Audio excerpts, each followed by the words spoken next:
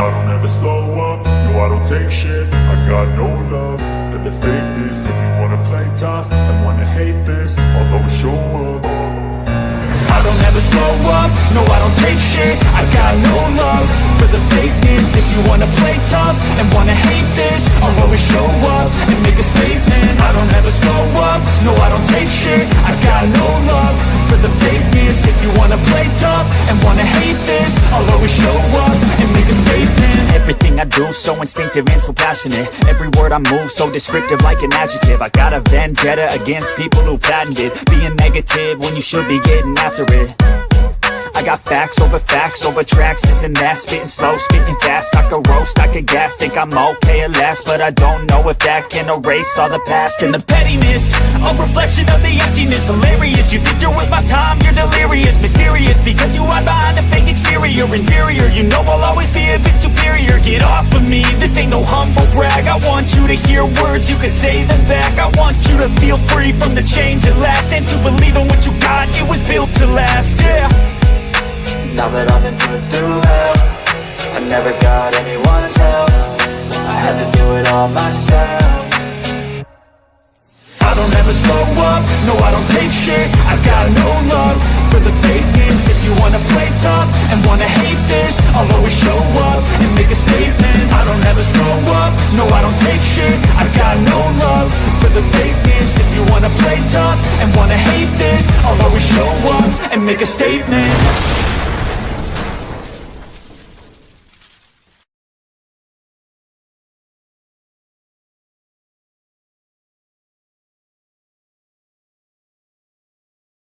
All right, y'all, we're here. We're live. You're watching Buster Unmasked, and look, got an awesome show for you today. I've been looking forward to this guest. Actually, I've wanted her on for a long time, and it finally just happened. But look, before we even get started, like this video, share this video, go to Buster H.R. Johnson on YouTube to subscribe to my YouTube channel. Hit the notification bell, that way you know when videos are coming out.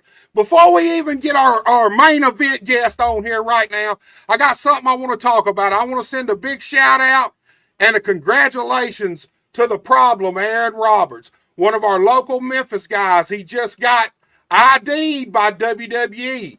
He got him the developmental prospect, the very first one from Memphis, Tennessee.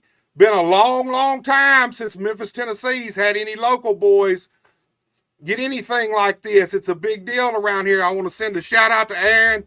A lot of people are saying a lot of things, but this dude deserves it. He's a second generation pro wrestler. He growed up in the wrestling business, and he is a problem for anybody he steps in the ring with. All right, guys, my guest today, what can I say about this lady? I'll be honest with you. Look, I'm gonna just start off like this. She is wild. She is crazy. She's funny. She's violent. She can be quirky. She is tough as hell, and she is a badass in the wrestling ring. And without any further ado, I bring to you the one and only Mickie Knuckles. Mickie. Hi. Hey, girl. Girl, I am great, man. I am great. I've been so looking forward to this one here. So glad to have you here.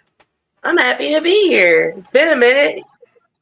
Girl, let me ask you something. Here's the deal. We got some big shows over the next 2 months. You got some really big things you got coming up. 2 weeks from now, you got Juggalo Championship Wrestling, Thanksgiving. Hey, this is a pay-per-view on Triller. Yes, sir. JCW's making a comeback. They've been around for 25 years, and now with this new set of roster, I mean, they are just killing it. We did a tour last month. There was a Train of Terror towards the Halloween, around the Halloween season. But we went all throughout Alabama, Tennessee, up to, of course, Illinois, all the way up to Wisconsin, Detroit. And we're getting ready to do another tour as well after the Thanksgiving show. I keep forgetting it's called Thanksgiving. I should remember that. How you forget that? I remember Thanksgiving. How you forget that one, you know? But y'all actually came to Nashville, right? Yeah. We came through the first stop, or the second stop on the tour was through Nashville before we hit Birmingham. So that was a fun time. Of course, we did a sold out crowd in Nashville. Right. In the beginning of December, we're going to do another tour, and I think we're hitting up Knoxville this time. Oh, that'll be good. Yeah, on our way through. So, of course, the Tennessee area has always been great for wrestling. Of course, Memphis style is traditionally known throughout the wrestling community. So we're excited to be back there. Well, here's the thing. You know, you actually made an appearance in Memphis here a few weeks ago, right? Yeah. Mm-hmm. I was there. You was there. I think another buddy of mine was there. Tony Myers was there. Chainsaw Tony. That was for the Much Show Wrestling or Much Show Wrestling show. They had some death metal, which I could always appreciate a good death metal show. Right. And then at the end of the night, it was me and Tony, and of course the third participant. If you can remember his name, that'd be great. I'm terrible with names. I've had 24 and 20. No, oh wait. man, if you hadn't said it. I've had a lot of concussions. The third guy he's a local guy from around Memphis, right? Man, the name is right there on it. I'll think of it surely before this show's over. It's right there. It'll come at midnight when I'm half asleep, and I'll pop up and say it. It always happens. Ever since, and they call it mommy brain too, but ever since I had kids, I'll walk into a room, forget everything I fucking was getting ready to do when we was supposed to get in that room. So this is about like that. But yeah, we're looking forward to come back to Tennessee. Yeah, man, and not only that, I got another thing I want to talk to you about during the show. You made an appearance in McKenzie, Tennessee, right here a month or so ago for the IWA Deep South Carnage Cup. South Carnage Cup, right? You know, I actually live in Dresden, and I am literally 30 minutes from McKenzie. The first year, girl, I was booked somewhere else. The first year they did it, I didn't even know about it until after it was on and over. It's out in the middle of nowhere. It is out in the middle of nowhere. I knew about this one, and I told my wife after this past one, I said, I hope they do it again next year in McKenzie again, because we're going to come to it and check it out. I'm sure they will. Yeah, I think they've made that their mainstay for the Carnage Cup every year. So next year it'll be around the same time of year. So yeah, it kind of shocked me that it was in McKenzie. I mean, even the first time, it was like, damn, that's kind of out of left field. McKenzie, you know, obviously somebody's got to have some kind of connection there.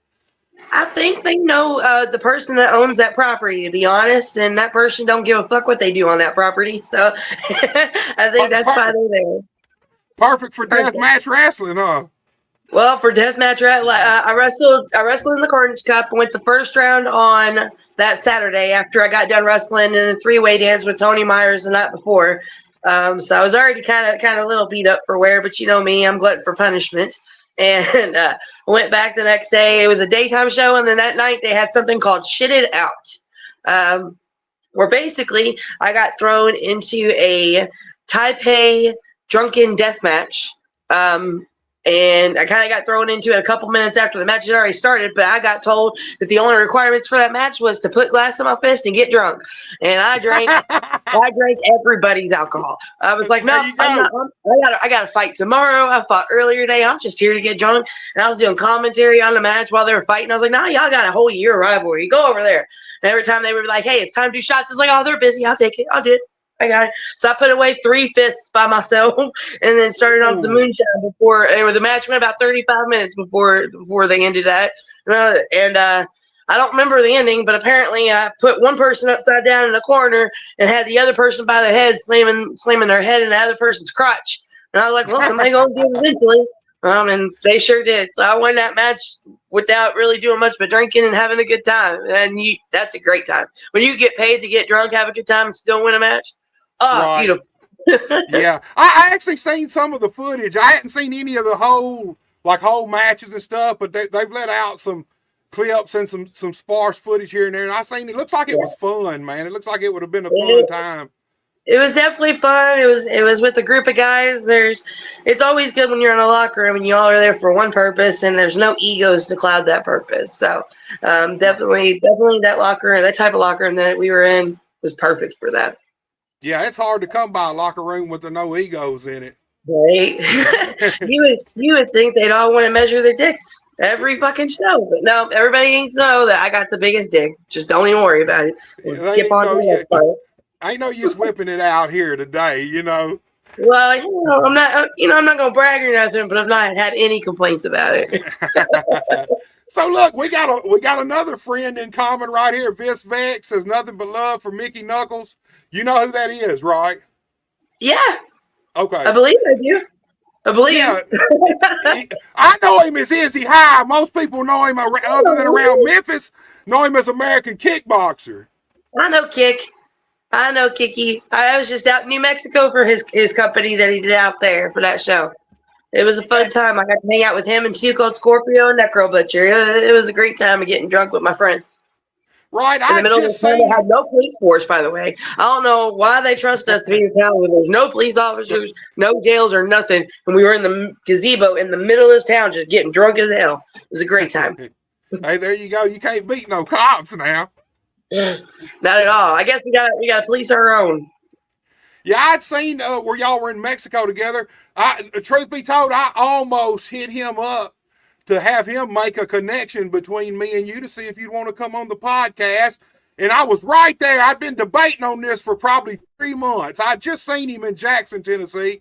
He came in for a KAW thing and a Hall of Fame thing for Memphis Wrestling. And we had just been together in Jackson, Tennessee. And I'd already been thinking about it before that. And I just never did it, man. And I was getting so close, so close. I was right on the verge of hitting him up and say, hey, man, can you bridge this gap between me and her? But then I seen you made that post. It was almost like fate, man. I think I must have been the first one to see the post you made. Well, you know what? Sometimes things work out for the better in the end. Can't fight the rain, just grab an umbrella and wait for it to stop, I guess. That's how I live my life. It's kind of right. fate. Or dancing it. I usually go dancing it with lightning and everything. Right. We got Joseph Earl Dawson here with us. He says, hello, Buster and Mickey Knuckles. Joseph, glad you're tuning in, man. This is going to be a good one. I know it is. Look, girl, before we really get into promoting these cards, because you also got a huge CZW 22 Cage of Death coming up in December, on December 21st. Yep. And if I believe I'm correct, I'm the first girl in Cage of Death.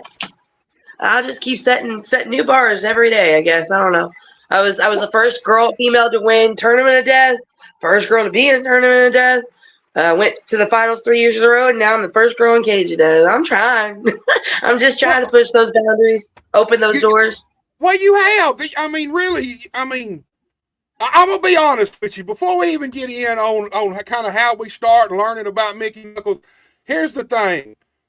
There's 3 women that stand out in pro wrestling. And the reason why wrestle like men, talk men, look like men, work like men, wrestled like men. Sherry. I think I think she's the prototype. All the women of today pretty. Now everybody. I said I think she's the prototype for all the women of today. Sherry, yes. Sherry, I got the chance to meet with Miss Sherry before she passed, thankfully. One of the people I got to meet coming up through IWA Mid-South. And she was definitely an eye-opening experience. She's the reason I'm so blunt and honest today. I take a lot of my cues from the way she lived her life. She said, darling, you do what the fuck you want to do, because at the end of the day, you ain't got to answer to nobody but you and God. So that is what I try to do every day.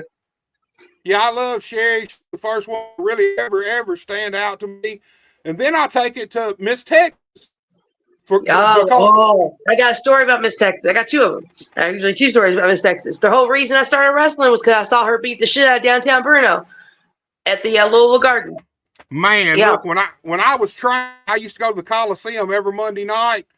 And man, I used to watch the guys, mainly Brian Christopher. Her and Brian Christopher seemed like they wrestled each other every Monday night, even if they had other matches. But man, he would just sling her around and slam the shit out of her, and she'd pop right back up like a cat, man. Just tough as hell. That's the second one. And the third one, I will say, I think it's you. For me, it's you. Me. Look, Is before. it because I wrestle with my ass out? It probably is.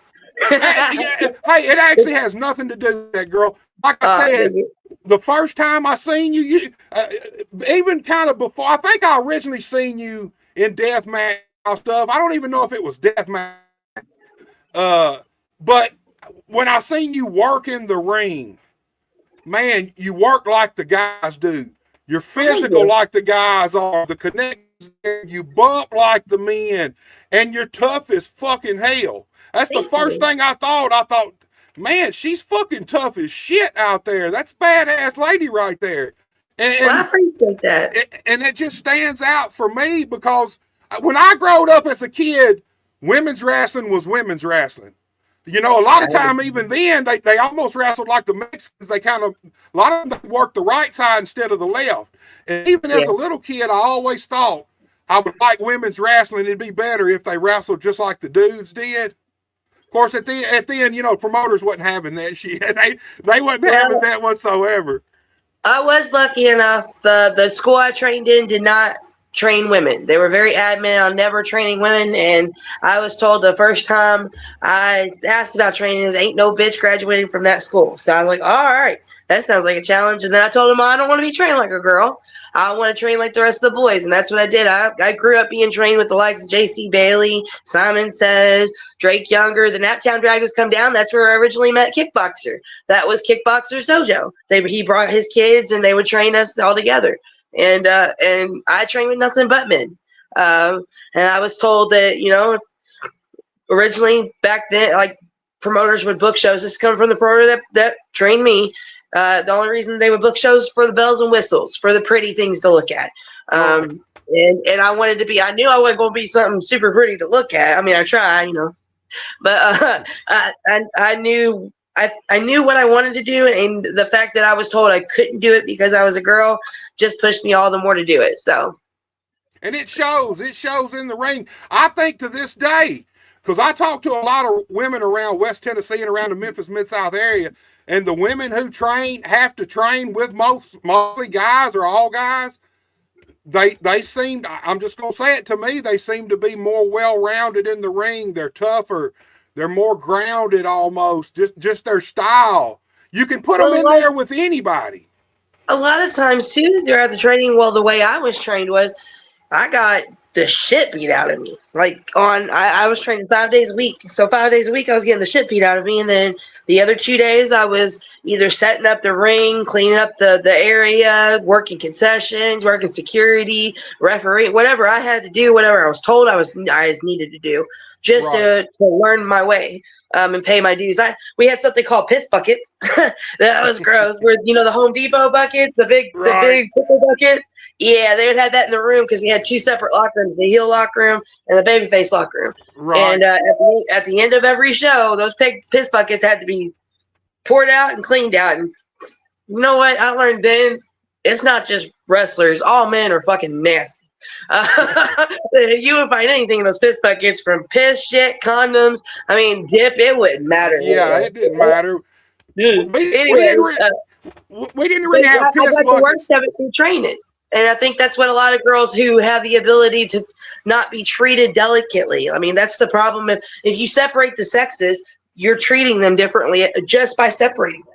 Right. Whether you realize it or not. If you let them work together, then you're treating them equally. That's all I've ever wanted, was true equality. So sometimes you gotta get knocked down to get that too. So I try.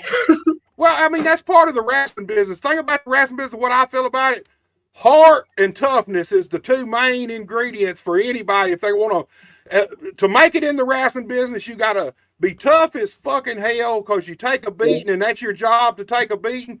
And you got to have heart inside to not quit when this shit kicks you in the ass, because wrestling will kick you in the ass over and over. Hell yeah.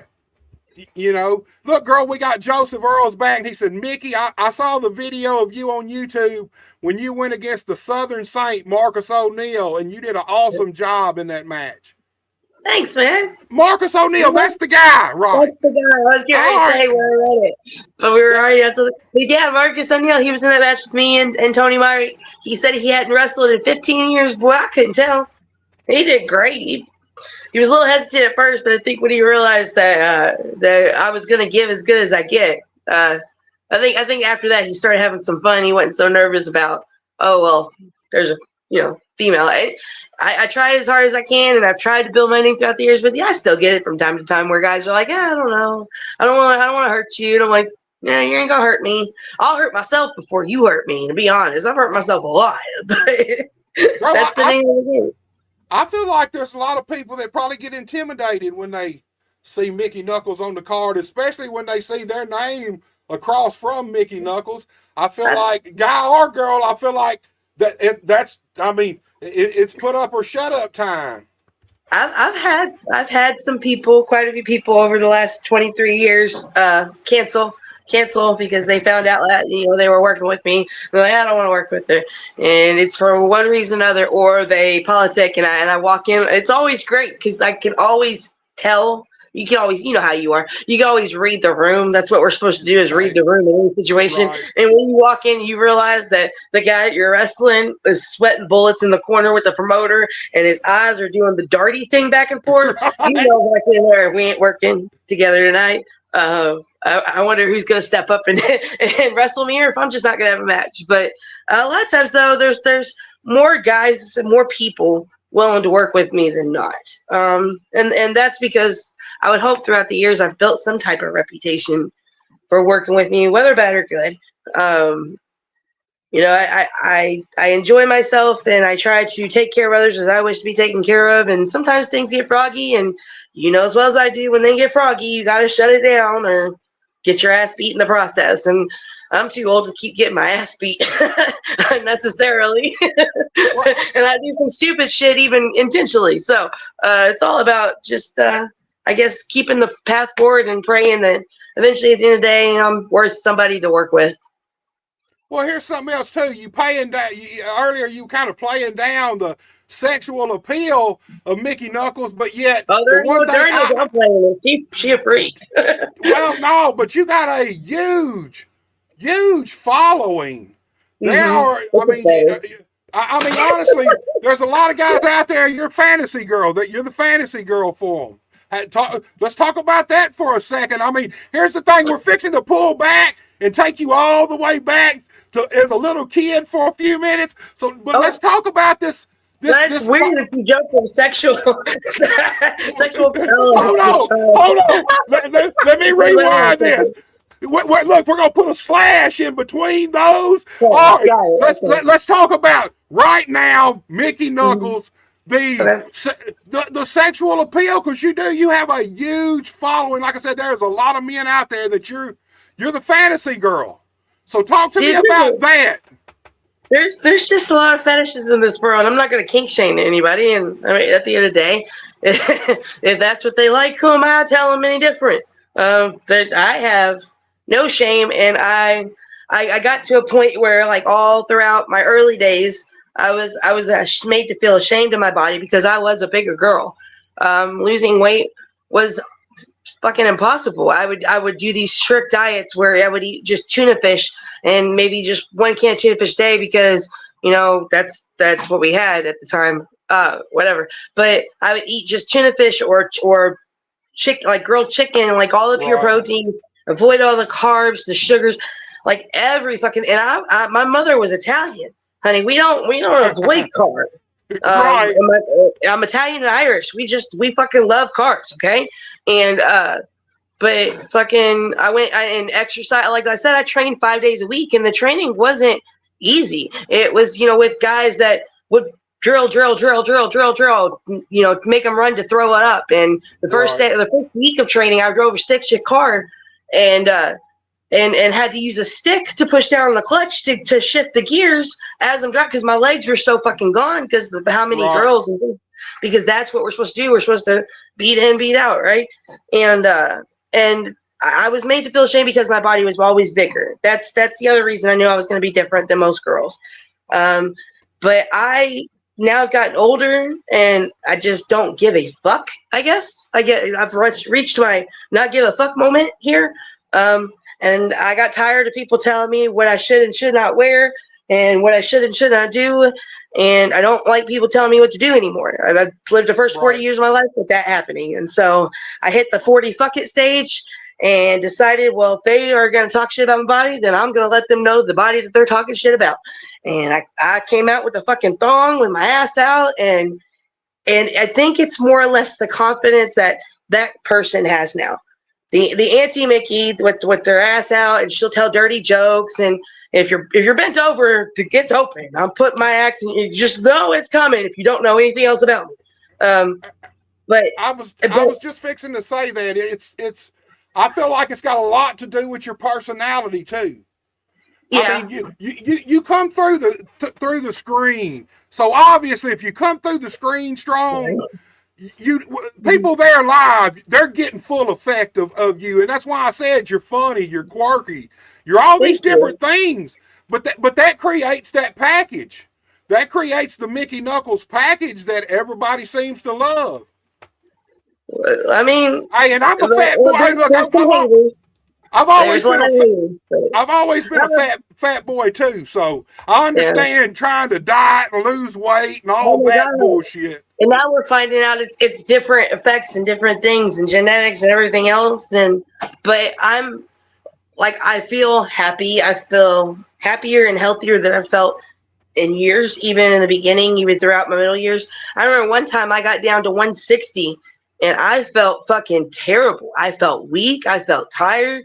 I was pushing through the day, and I couldn't understand why. I'm exercising. I'm running every day. I'm doing fucking the yoga thing that they had. Like, our Tracy Smothers was amazing. He would always have me do Tai Chi with him, which was like the least strenuous on my body, but it got the most results just because I became more flexible and stuff. But I just, I tried hard, and I love what I do. I respect the business. I respect how I was brought in. And it irks me that, if I was a guy, and it's nothing against all men, but if I was, look at Dusty Rhodes. Dusty Rhodes is a bigger guy, but look at what he had, the charisma, he had the fucking agility. He was athletic even for such his size. Like, the man would get up and down like nobody's business. And I was like, if I was a guy and I could do this, then why is it so wrong that I'm a female and I have extra curves? Why is that a problem? And why are you telling me that I can't do something when we're supposed to be a whole generation now of you can, as with, like, for example, people want to say, well, they should be allowed to be a wrestler if they want to be. You're right. To an extent, you're absolutely right. But you have to do like the excess work. So if I want to wear practically nothing and be as chubby, as thick, whatever you want to call me, I am me. But I could still do my job if I can still entertain somebody, if I can still get a story across. I'm all huge about stories. If I can still get to where I need to be in order to make this other person, where it's a violent, bloody ass dance. That's all. It's a dance, but it's a violent, bloody dance. And if I can continue, my body can do this, even despite the broken femur, the butt. Like, I blew out my ACLs where I have cadaver tissues in there now. If they do another knee surgery or go through the knee again for the leg, I'm gonna have to have a knee replacement. But I'm not gonna do that. Like, just I don't want one either. But my body, like, I got told after I broke my femur, I wasn't gonna be able to wrestle anymore. Like, people are like, oh, there's no way she's coming back from that. I was wrestling 5 months after I broke my femur. Because they told me I was healed, but I couldn't run, jump, or anything, and I was still wrestling with a broken femur. But I still persevered. Like, I had an 1.5 inch bone through the two pieces, or 1.5 inch gap between the two pieces of bone. There was a titanium rod that they had originally put in there.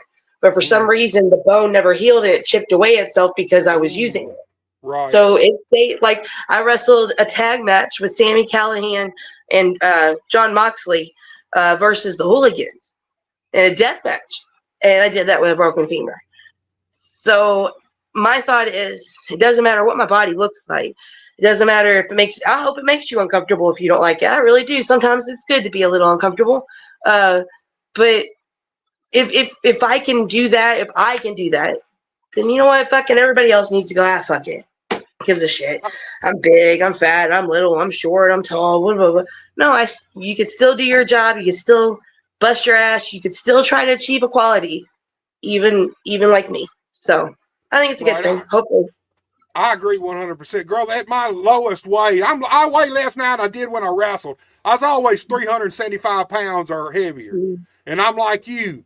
When you get a big person who can get up and down and work with the smaller guys and run spots, because where I'm from, especially when I broke in, big guys still did nothing but big guy matches. They just wanted to be bounced off of. And I never wanted to be that at all. Never even seen myself as that.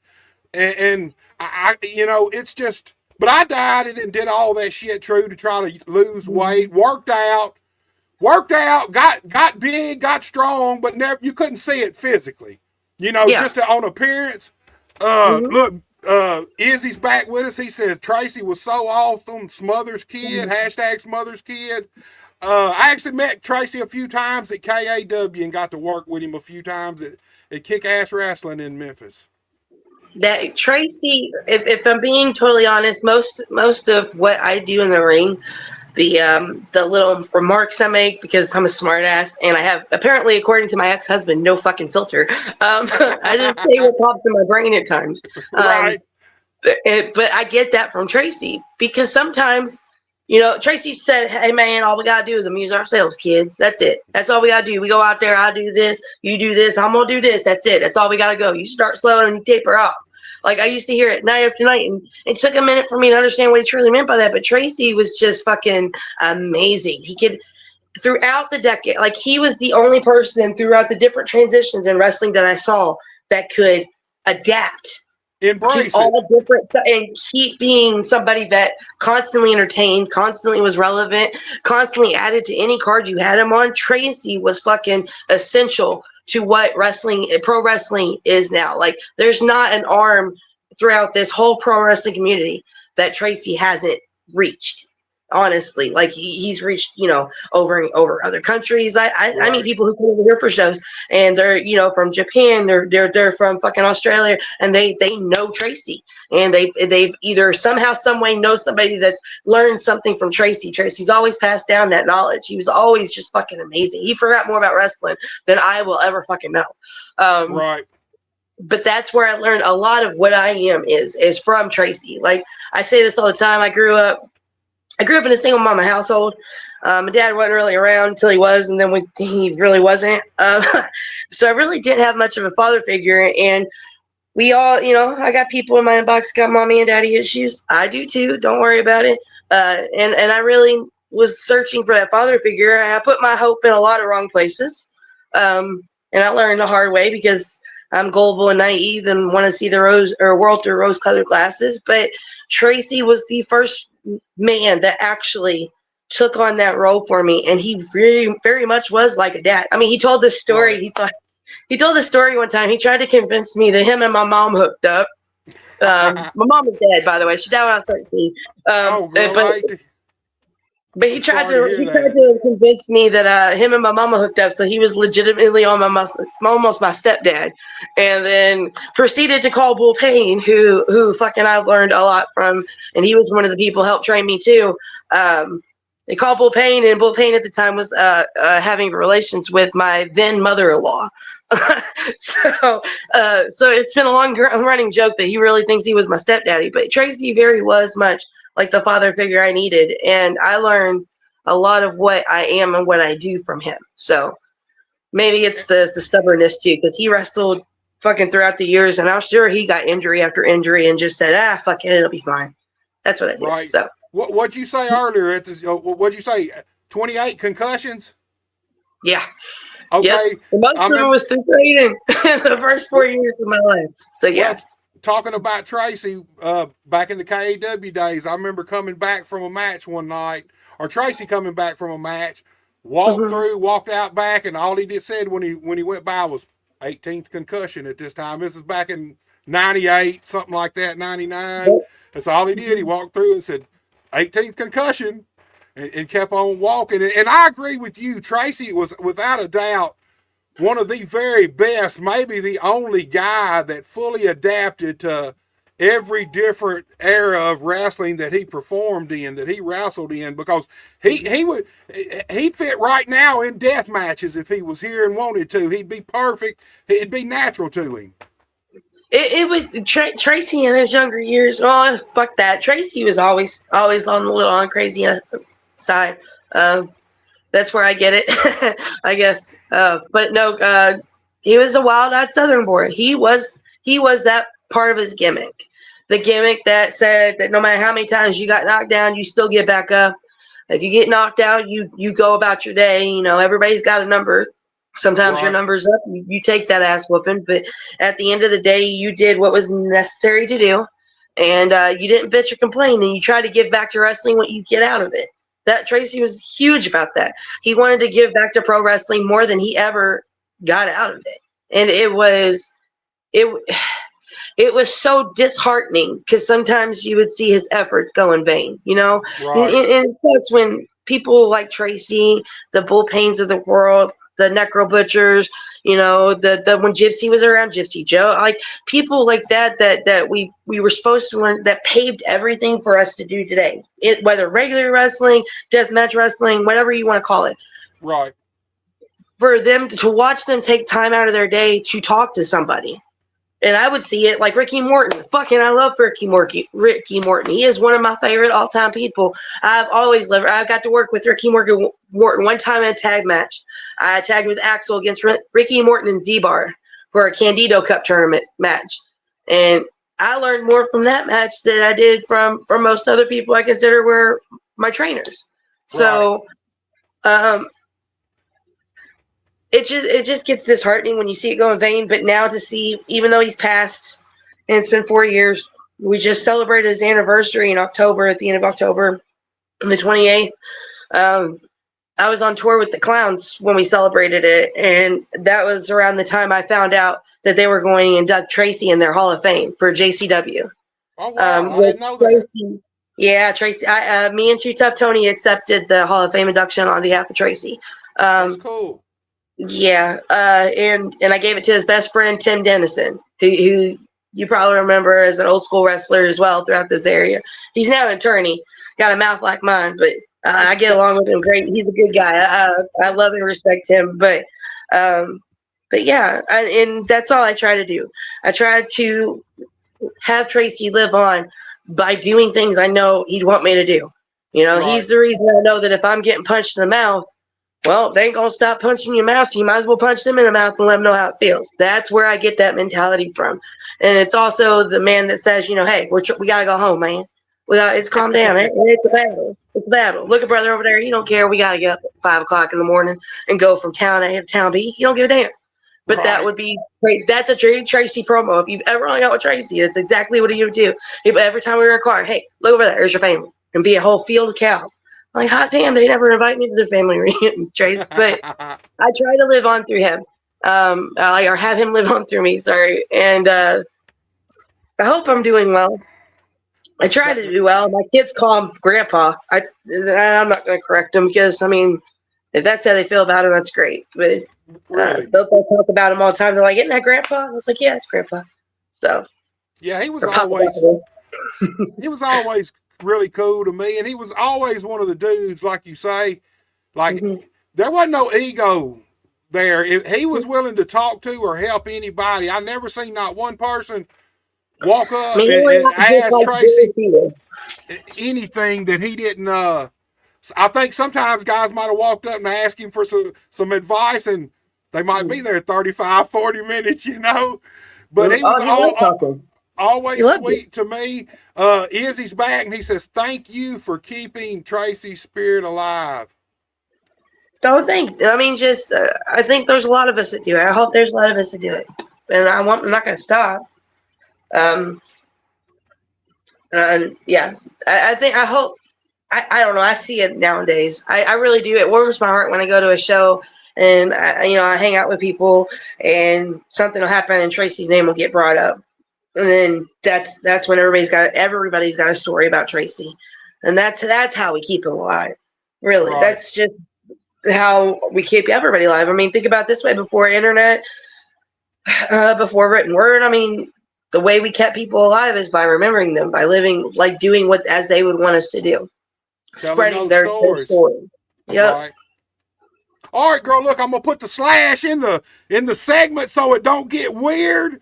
So now So I weird. I want to pull Mickey Knuckles all the way back to little baby Mickey Knuckles. Talk to me about how you discovered pro wrestling and when did you fall in love with it and know that this is what the fuck I want to do. Um. So I'm gonna start this off by saying that my mother is the reason. Like, my mother made me a deathmatch wrestler, and I'll explain it here in a second. But my mother was an Italian mother, with a single Italian mother, with a very hot temper, and three Right. girls, and one of which, yeah, it was named after my dad. My mom named me after my dad. My real name is Mickey Knuckles, and she ended up hating him towards the like 5-6 year old age, and I was the middle child, so I had all that, set up for me to be who I am today. But I remember we would have a ton of chores. Like, that's back before internet. We lived out in the middle of the sticks. My school was like 15 minutes into town, and everybody on the bus, because we had no neighbors and shit. We all had to walk up this 3-mile hill just to get to the bus stop to go to school. And if you Right. missed that bus stop, my mom beat my ass on the way to school. But we had one television show, like one thing we could watch on the weekends if we did our chores throughout the whole week, if our homeworks were done, if we did the chores on the weekends, and that would always be on Sunday morning. And where I lived, Sunday morning, wrestling would come on the TV. And I believe it was USWA at the time, and then we would get little things of like OVW. But I would always choose to watch the wrestling show. My sister would watch something else. Now, mind you, I was born in '84, so this would be about '89, '90 area, and then they're on. But the first time I realized I wanted to wrestle was, like I said, I Miss Jackie in downtown Bruno. I went to the Louisville Gardens. And I was sitting in the crowd. My sister was dating some guy that was training at OVW at the time. He wasn't the greatest wrestler, but he was a wrestler. And I guess he wanted to show off to my sister. So he got us tickets to Louisville Garden to go watch the show because he was training in OVW. You have to deal, I guess, with Louisville Gardens. Right. And so we went to Louisville, which was about a 30-minute drive from where I lived in Indiana. It was bumfuck nowhere, Indiana. But we went to Louisville to the Louisville Gardens. And we were set up in the bleacher seating and everything, and there was 2 events that happened that night that set the course for my path. And the first one was I saw Miss Jackie making her way to the ring, and I never watched her on television. The shows that I got didn't have her on the television. She was somewhere else at the time, I guess. But she made her way down to the ring and was cutting a promo in the ring talking about how this person's piece, like, just the scum of the earth, and like calling this person out. And I remember looking at the curtain and seeing downtown Bruno come out through the curtain. And he says, do you remember downtown Bruno at all? He was on the skinnier side, like smaller side guys. Yeah, He was I'm more good of a friends with manager Bruno. sometimes. I love Bruno. Yeah, but he had the greatest like the heel promos. Like, I couldn't Right. stand him as a kid. And he come down and he gets in her face and starts talking shit to her, and he says something, and all out of nowhere she just fucking slapped the taste out of his mouth. And I remember that was the moment I was like, oh my God, how do I do this? I've never, like, damn, okay, she just whooped his ass. And he gave it back to her too. But at the end of the match, I was like, holy shit. I felt like I don't know how I'm supposed to get into this, but I feel like this is a very big part of my path. Right. And then the second thing that happened in that show was PG-13, which was Jamie Dundee and Wolfie D. The first time I met Jamie Dundee, and he doesn't remember.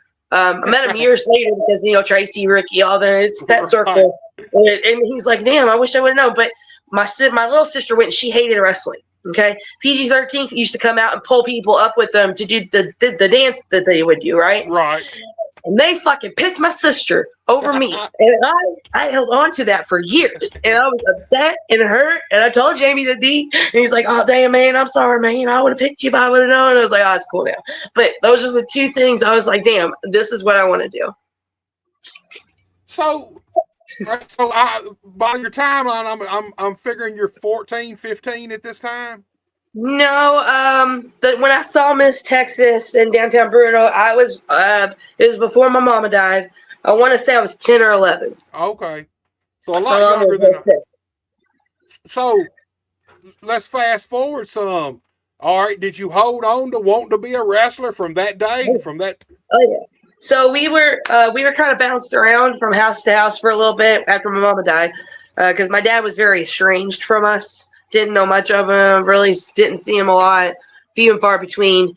We knew he wasn't a nice guy, but we ended up living with him for a little bit, and then circumstances happened that caused us to get removed from that house, which is probably another reason I have issues, but that's okay. But we went to live with my sister, and my sister had been married for quite some time at that time. This is many years later. Not to the guy that she was training, but now she married a guy that loved wrestling. So him and his friends would all like do this backyard wrestling, like legit in the backyard on the trampoline. Right. And I did sports at school. I did wrestling and football at school because I didn't have a female football team. So they had to let me on the football and the wrestling team until the state pulled me off. But that's a different story for a different time. And I did softball as well. So Ari had been doing this, but during the breaks, I wouldn't have anything to do, and they would be doing wrestling, and I'd always watch wrestling with her husband at the time, and like we'd always talk about wrestling because I liked wrestling. Like that was a little after the Attitude Era, like the time in wrestling where it was like, you know what, fuck you all. That's that time. Right. And we had just started going to these shows down in Charlestown. Like I said, it was about 15, 20-minute drive. But they were running in this old barn storage house or whatever, in the middle of town, and they were doing death matches, and it was IWM Mid-South. And so we went from playing around and training or playing on the trampoline in the backyard, and me kind of being like, hey, I want to do it too, you gotta let me do it too, to going there. And that's the way I got noticed for training, by the way, was because we were renting out the building for this show, but part of the deal was we had to clean up after the death matches. So we would go in there Sunday morning, clean up and fix up the ring and everything else, and then we would have our own matches. And of course, because we saw death matches, we wanted to try to do some of that. And right. I would always be the test dummy for what they would try to do, because I was on the smaller side, so I was the smallest out of the group, and I was willing to take anything and everything. So that's one of them. Huh? The craziest one of them. Of course. And that's how I got noticed. I got noticed by the promoter's wife, who asked me if I want to train. And I thought, this is my ticket in. I actually had a scholarship to go study opera in Europe because I was in choir a lot as well at that time, and I would go to solo and ensemble competitions and win medals and stuff for singing. So I was gonna go do that, but then I was like, here's wrestling or here's opera singing, and do I have the money to go overseas, or do I want to stay here and get my ass beaten and try to do what I really want to do? It's the fuck you era in wrestling too. So if you're young, you're a teenager, young 20s or something. I mean, obviously, how you fight that urge, you know what I mean? Yeah. And then I got disowned by my family because I chose wrestling and they didn't understand it. So then that led to me like just having wrestling family. It's a story that a lot of us know, but. So how old were you when you actually had your first actual match? I had just turned 18. The deal was they didn't want to train me until after I turned 18. And graduate high school. Right. But I graduate high school. I turned 18 in May, which is when you graduate high school. And so it worked out well. But when I first made my match, I was like 19 and a half, 20. And what year was this? 2002 or 3. I think it was maybe 3. I trained a lot, like end of 2000. Yeah, 2002. Yeah. So now look, we all know y'all, you got a sordid history with IWA Mid-South. Just the promotion itself, was it by then? Was it kind of on the downside? Because I know late '90s, or late '90s, early 2000s, people say what they want, but I that was the big. If you were a rapper, man, they were bringing everybody in, Punk, Guerrero. Well, all these different people. It was a IWA Mid South at one point there was a really hot commodity. well, I mean, you got to think of, because they had two different sections. The pre-section, which was more of the death match years, which IWA ran in the Kentucky area. That there's a Kentucky law called the Ian Rotten's law, and it's a real thing. You can look it up.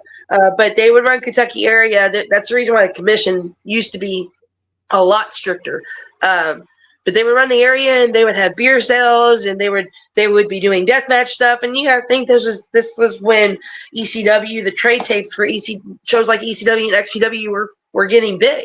Like right. It was like a taboo thing that was really cool, underground, gritty. It was part of the subculture of the teen angst at that time. You look at the bands that they had at the time; it fit in perfectly with it, and they had that section of time, which was about 98, 99, 2000, where they first started off with a huge bang. They had all these big names come in. They had the Gilberts come in. They had Public Enemy come in. I mean, they had like a huge names. They ran out of this Kmart building in Kentucky. And then, of course, it turns out that they end up getting kicked out of Kentucky because of the way that business was kind of handled there, which is a long ass story. We're not going to get into it. And they went to the Indiana side, and they continued those death matches for quite some time. The building they ran in actually had rafters that hung down a little bit. And Kickboxer might actually be able to tell you this. They used to have a wrestler named Suicide Kid, and it was a weekly thing. He would do something out of those fucking rafters and land, like fucking do a move out of the rafters into the ring. And it was the craziest shit. And I mean, that's where I came in, is when they were having the early young CM Punks and Chris Heroes and M-Dog 20 and all these big fucking names. And then Axel would come in, which is always huge, and Tracy Smothers, and you had a lot of still great big names, especially in the area, because they were huge in the area. And then later in 2000, I want to say 2003 to the beginning of 2007, maybe, I don't know, maybe a little bit after, IWA would moved up north and started more of a promotion where it was like more of like a hybrid thing, where like you would have the straight up strong style matches, the heavy hitters, and then you'd have the light flippity flop matches. That's what they would call them, the flip flop matches. And then that would appease some people, like the people who like the aerial shit. You would have the storyline matches. You would have the death matches. All these different things, and they were huge. They drew huge in the buildings that they were in. And their tapes, I know he was doing DVD sales and tape sales through Smart Mark Video, and they were doing fairly well for the company for quite a few years. So they had two different eras, and then when things became redundant, when you hear stories of people not getting paid, shows not really drawn because the promoting's not there, and which happens. There's always rises and falls and things, and then it was just tainted by everything. But IWA used to be a huge pillar in the independent wrestling scene, and it's a lot for why we see what we see today, good or bad. But I never once regretted my time with IWA. I was very blessed to have been surrounded by the talent that I was surrounded by. I met a lot of friends, a lot of not so friends, and I've lived and I've learned a million lessons. And I still continue today. Any time I do these interviews, I get people say, "Hey, do you want us not to talk about IWA?" And I'm like, I don't really care if that's what you want to do. I have no problem with IWA. IWA was amazing. Well, I mean, obviously, it's sad that it failed at the end and just kind of faltered off, and now it's got such a discriminated name, like this just a negative entity around its name now. That's sad, because at one time it really was something huge and special, and if only we can get that back. But I mean, at the end of the day, it was a big part of you creating helping you create who you are. Finding who you are. And I was going to ask you that. So, did you think you would be the hardcore queen, the death match queen one day?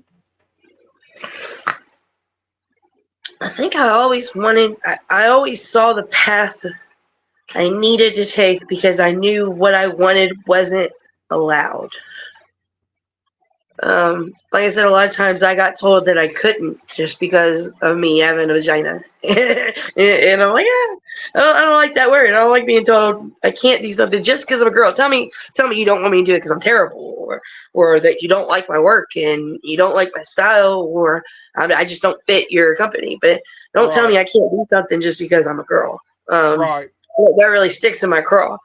So I knew that I wanted to create a path for others, not just people like me, like other little girls, anybody that wants to do anything. It doesn't matter what it is. I'm trying to prove you can do it, but you got to take the good and the bad with all equality. Like, everybody wants true equality, but a lot of people say that they want true equality, do not want true equality. The problem with people saying they want true equality is they're not willing to accept the bad with the good. They just want the good parts of the equality. And you can't do that. Equality means equal. Like, it means everything. If you want equality, you gotta have equal everything, the good and the bad.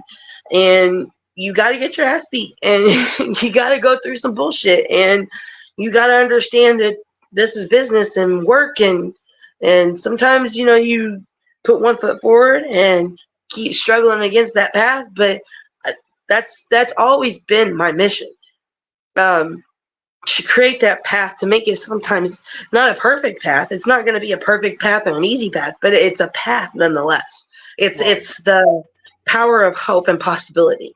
That's all I'm trying to instill, because I was, like I said, I was told a lot as a kid I wasn't going to do anything or be anything, and I was a worthless piece of shit on a daily basis. And so I don't know.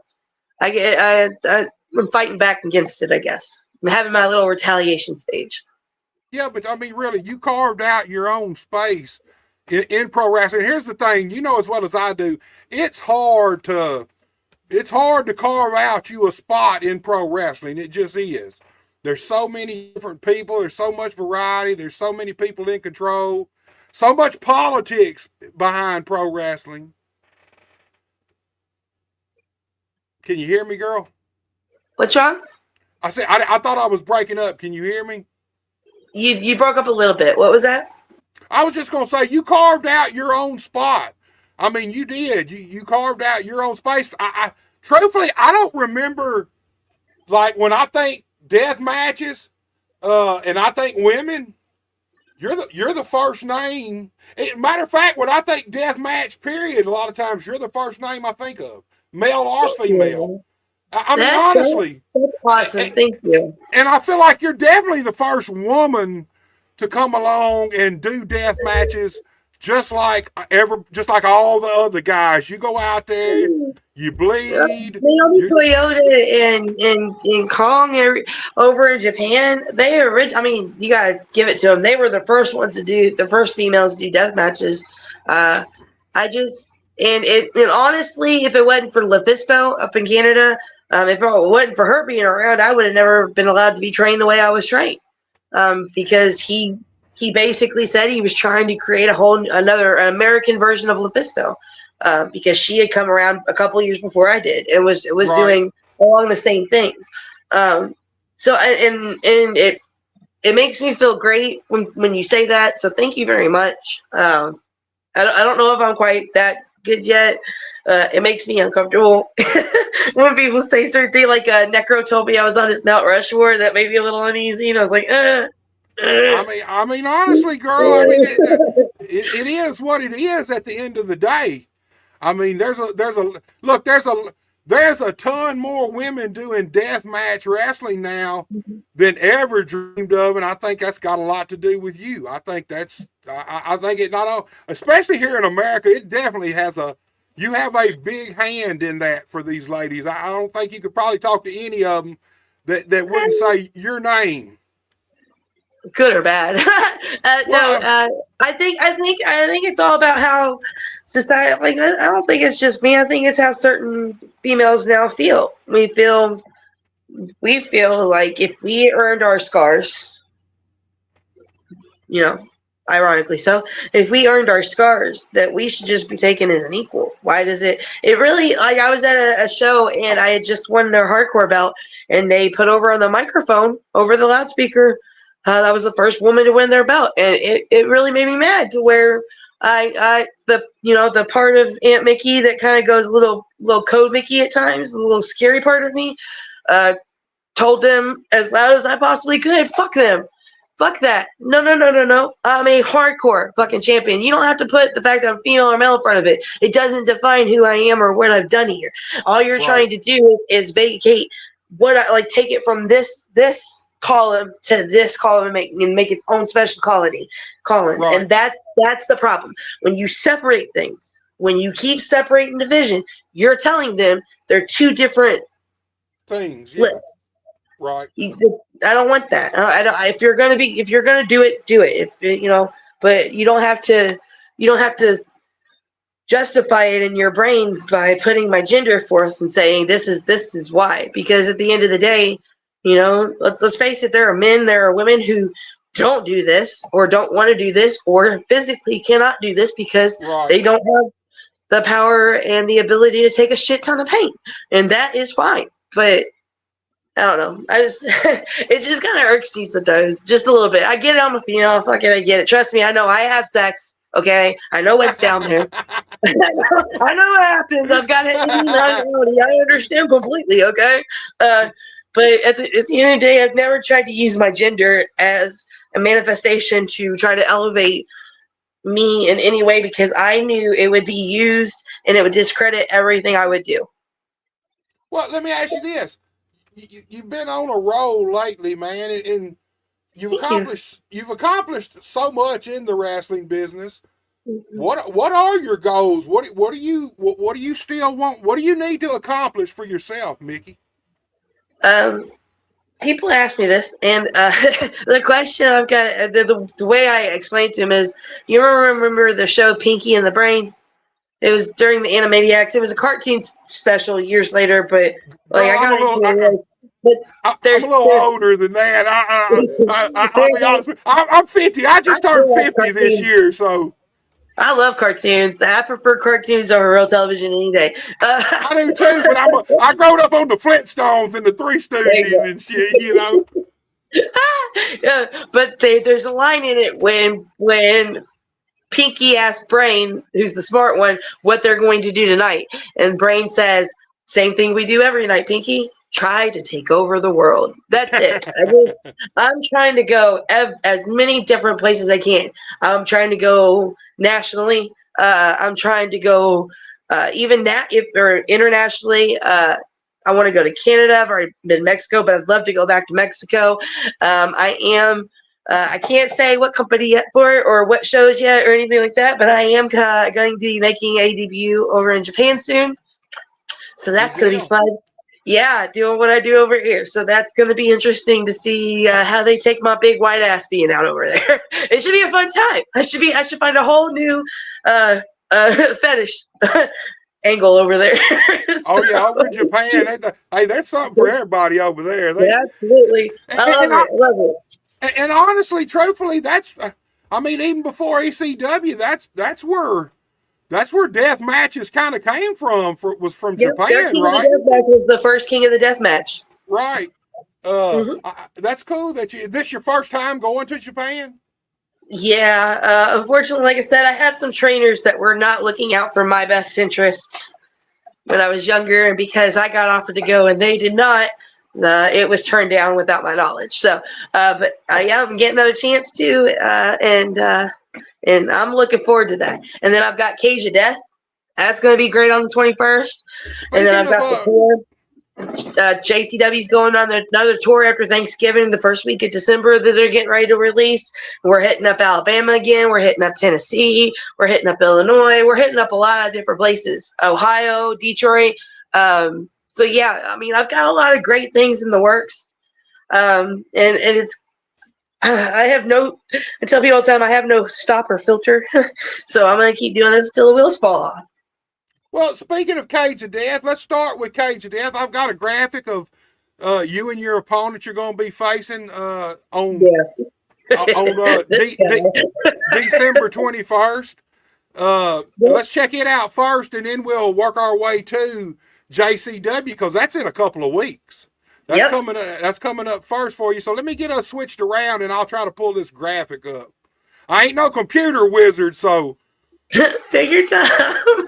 Let me figure this bullshit out, don't Mickie. put up your food selections on there, and then we'll have more questions for you. Oh, yeah. Porn selection on there. Matter of fact, I don't even have that on this computer. I can't make that mistake. He's like, hold on a second. Hold on, girl. Let me get this pulled up. If I can. Awesome. This is the last god. So God. Oh, there it is. That guy. There we go. That guy. Judge Joe Dredd versus Mickey Knuckles. I'm gonna beat the shit out of him. I swear to God. Last time I wrestled him was a Cage of Death, and I had one arm. The other arm I had ripped out of the socket twice during that show, and didn't have much use of it. But I wrestled him in the main event at Tournament of Death, and now he's being a little crybaby bitch about it. So now we're gonna be in a cage with all kinds of plethora of shit. I heard somebody was trying to get big ass panes of glass to hang on the side of the cage on the inside. So that's gonna be a fun time, and I'm gonna beat the fuck out of them. Look, I gotta ask you. Look, kick-ass wrestling was hardcore wrestling, more like ECW. We did some fire, we did some barbed wire, all the weapons, but no light tubes, none of that. Talk to me about. Do you ever see anything in any of these matches that you hadn't seen before, that you show up and you look around like, what the fuck? The first time I saw nail spike, like nails hanging out, spike like out of a 9-inch dildo, I was like, okay. And it was on a string. And I was like, what the fuck is the string for? I guess you don't lose control. I don't know. I've seen a lot.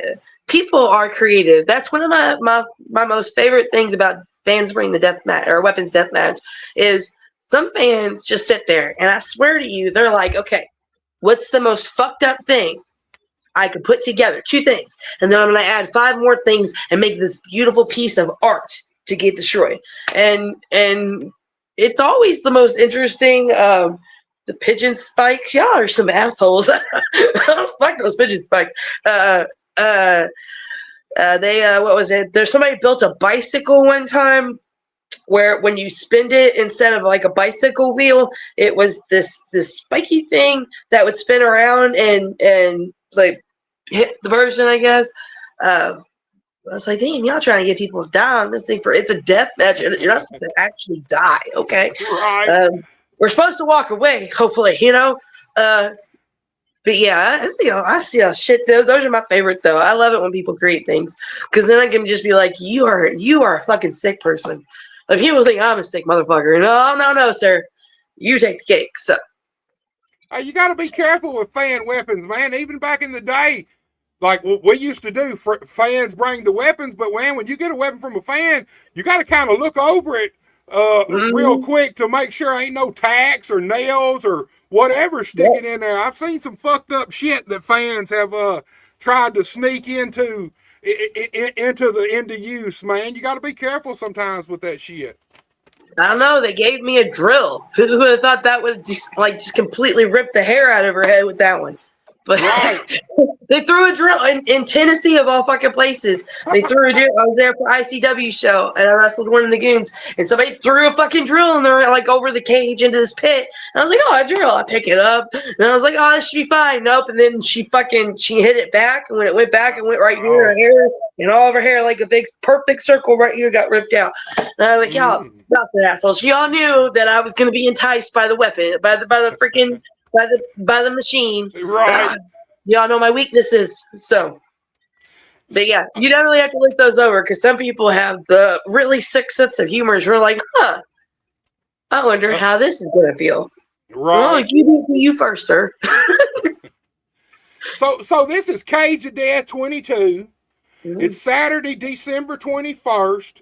Yep, Now, yep. I meant to ask you this before we went on the air, but I forgot. It's AC 11 Studios. Is that how it's said? Yeah. Oh, You got it right. AC-11 Studios. AC 11 Studios, I don't name it. Atlantic City, New Jersey. Yep. Bell time is 7 p.m. Eastern Standard Time. Dude, they got a 3-story building for this thing. Like and I ain't a big fan of heights. Okay, I'm just gonna say I'm just trying to use the cage as a weapon, right. and a means of keeping him there. But they've got a 3-story building, and there's not just my match in the Cage of Death. There's other match, and Kenta is in one of the other matches, and I know that motherfucker is gonna do something off one of those, and I'm fucking. That's when my butthole's gonna pucker. I'm not gonna breathe. Right. That's when I'm like, oh, please don't die. Oh dear God. Oh dear. I fucking hate heights. Oh, I fucking hate heights. Every time I've gone up high, I've always broken something or knocked myself out. Fucking hate them. I'll do them. Don't get me wrong. I'm a dumb son of a bitch. That's why I'm in deathmatch wrestling. But I hate them so bad. So I'm with you on that. I ain't never been a big heights person. About the top rope's about as high as the fuck I want to get. I'll be honest with you. well, now because I've broken that femur, it's like I don't even do it. It's just my leg will automatically start doing this if I'm up high. This leg, like right where the femur is, it'll start twitching like this. And every time I'm like, I'm gonna lose my balance, and I'm gonna fucking eat shit and break my neck, and fucking, I'm just gonna lay here and be paralyzed for the rest of my life. I fucking hate heights. So. And when you keep talking about your femur, that's where you jumped off of you were up the damn wall. Yeah, I didn't want to do that either. Every time somebody's like, "Hey, will you jump off of something?" and I really want to go, "No," and I try to tell them no, and they're like, "Oh," and then they give me reasons why I should, and I'm like, "Oh, okay, fine," but no, I don't want to jump off anything. So, man, that was I'd rather just get punched in the face and punch you in the face. That's it. That was a rough landing, man. I've seen that footage a bunch of times, man. Yeah. That was a rough fucking landing. There ain't no doubt about that. Me not wanting to hurt my friend and really not wanting to do the thing to begin with. I'm a bigger girl. I've always been a bigger girl, and I was wrestling Sarah Del Rey, who is a wonderful human being. I think she's one of the trainers for WWE now, so good for her. But I was wrestling her, and we had talked about it beforehand. I was told by my trainer I had to because we were the first main event of an all-man show. Sorry, first female main event of an all-guy show, and I was told that we had to do more than and be bigger. And of course, they had a wrestler before us in the match before us that jumped off the stage. So I was told I had to jump off the wall that was on the stage. And so when I started to come down, my thought was I was just gonna do like a Tarzan Goto, like double hook, double fist, come down. And I don't want to put all my weight on her because I don't want to fucking murder her. It's awfully high up here, and she's a short person. I'm a short person, but I'm a stout person. She's not as stout as me. And I'm like, I don't want to hurt my friend. Put my legs down, my knee buckled, and my femur just went, no. Man, one thing I learned early on as a big motherfucker is if I'm going to jump off of something, I need something to land on. Not the fucking floor. I need a table, something that I can take a back bump on, an ass bump on, something. It was brutal, man. It hurt me when I seen it, man. I could feel it, man. It was. I don't watch it. Every time I watch it, I feel like I'm gonna throw up. I'm like, nah, I don't want to watch it. Well, somebody's trying to send me the Sid Vicious one. It's like I don't want to watch that one either. Oh my God! Sorry, I don't want to watch none of it. I don't watch it anymore either. I don't think I've ever watched it, but probably about 4 times from when it actually happened. I don't like watching it either. That's like watching the videos on YouTube or Facebook, or you see those fighters, the MMA fighters, go to throw a leg kick and their damn leg just break in half. Like, fuck that, man. Fuck that, man. I feel for you. That was what was your thoughts when you first hit? Because you could tell. I mean, you could tell that your tone was. You could tell. You could sense the fear in your tone when you yelled out.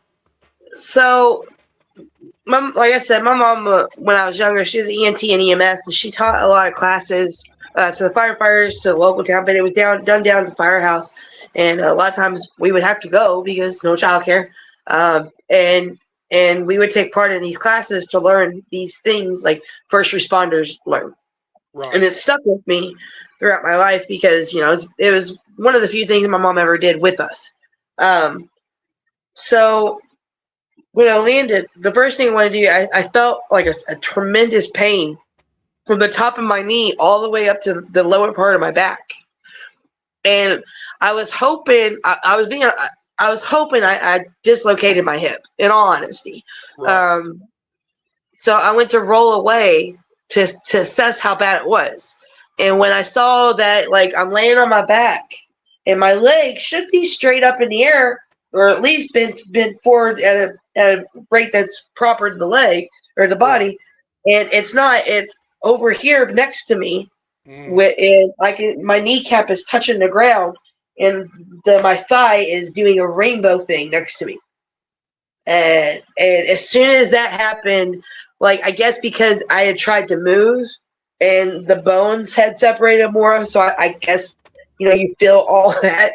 And I tried to go back to cradle to put the leg back. And when I went back, I don't know if I jerked it, what happened, but like, one of the things we learn is when people start to go in shock, they start to feel cold. They start to feel cold. They get shortness of breath. It's basically like their body is this tremendous trauma. Your body goes into this response mechanism, which is a shock response.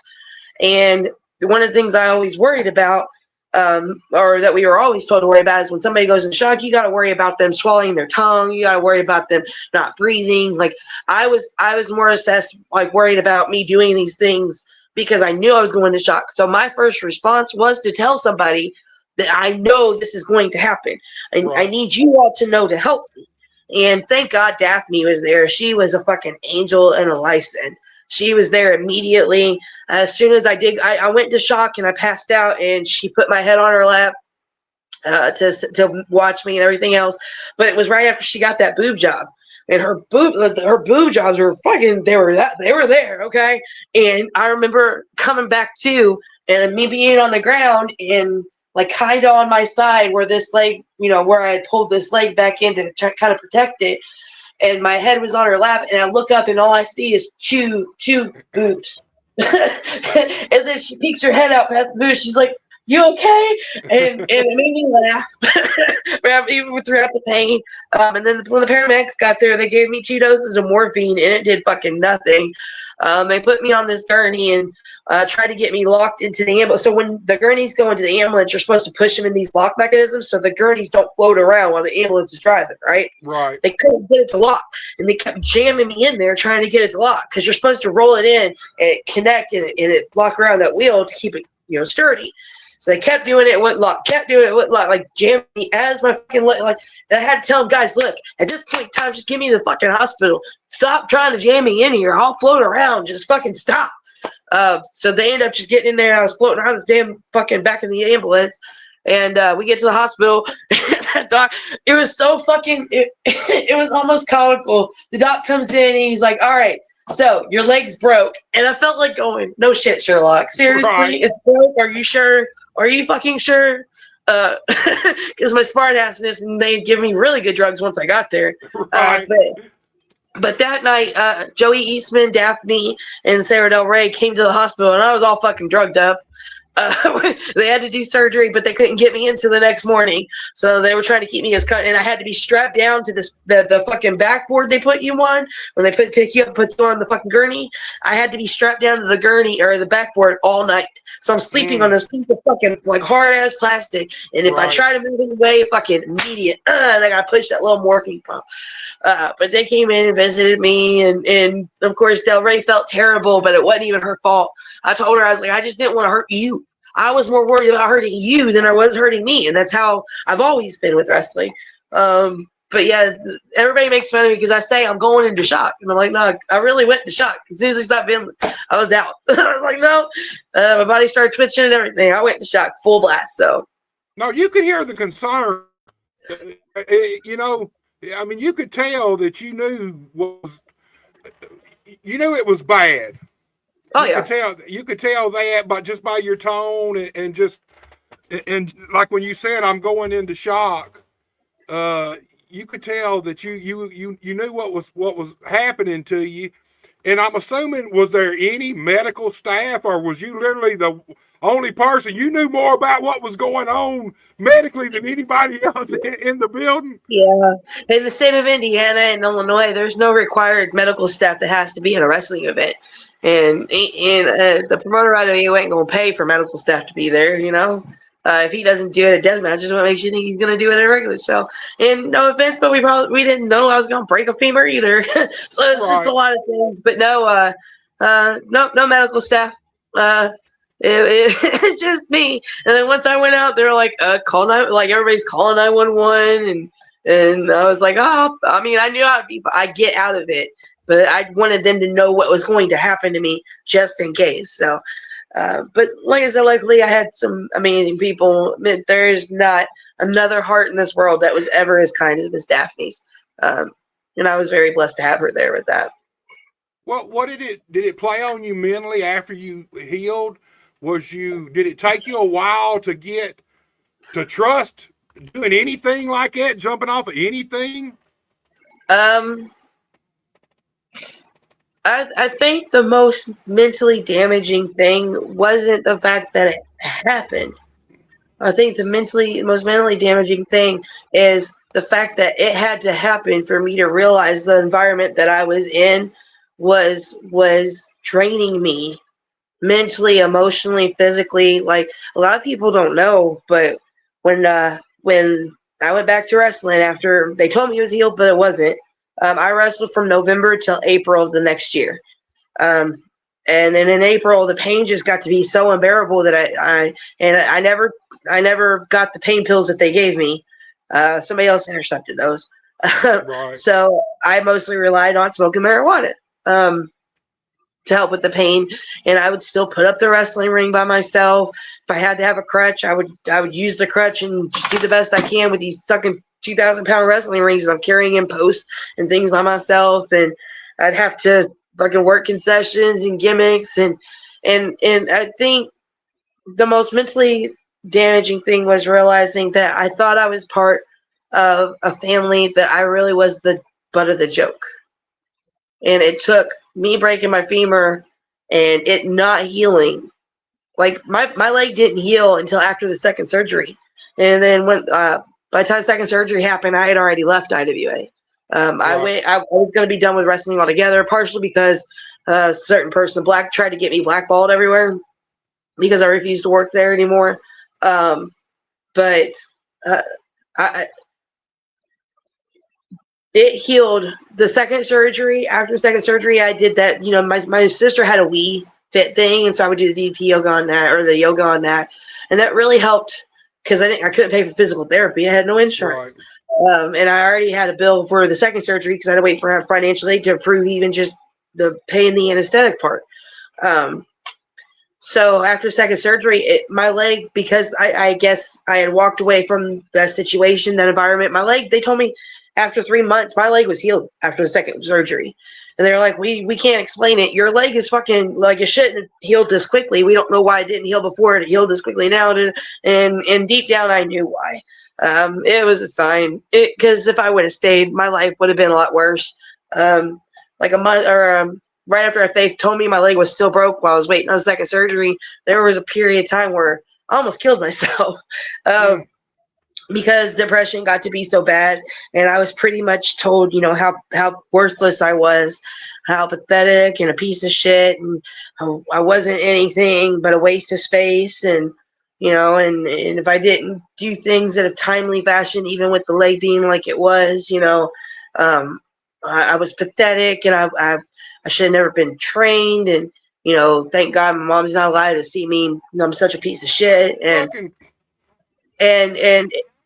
and then I ended up leaving because I almost got killed.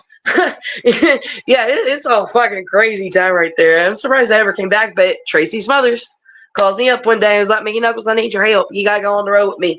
Come on, let's go to these towns and have some fun. And I was like, all right, Tracy, for you I will. But yep, I almost quit wrestling if it wasn't for Tracy. I almost killed myself if it wasn't for Michael Elgin. Like there's people in the wrestling business that I owe a lot to.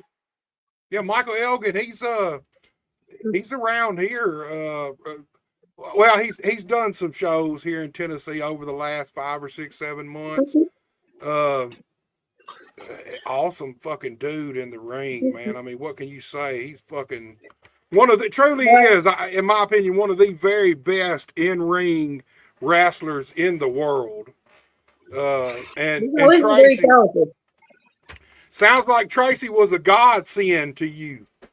Yes, very much so. So that's why I can't say, I cannot say enough nice things about him at all. I just can't. I can't do Tracy justice.